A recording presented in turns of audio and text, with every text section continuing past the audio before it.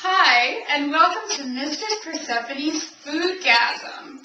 Well, it's the Christmas holidays. We're heading towards 2010, and I've decided to make one of my perfect prime ribs. Before you guys got here, I took a mixture of a half a cup of black peppercorns and a third of a cup of salt, and I put it inside of a coffee grinder, and I buzzed it all up.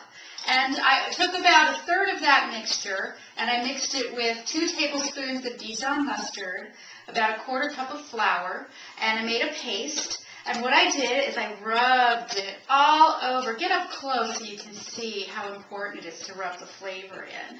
You want to rub it into the meat on all of the sides. Now, my butcher was nice enough to pre-tie this roast for me, and this is about 4 pounds of boneless, lovely prime rib.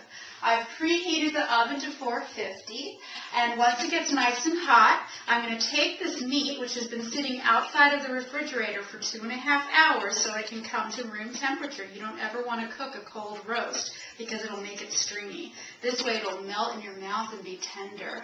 So, while I'm rubbing this lovely rub into it, which is going to make a nice crust, you guys just think about how tasty it's going to be.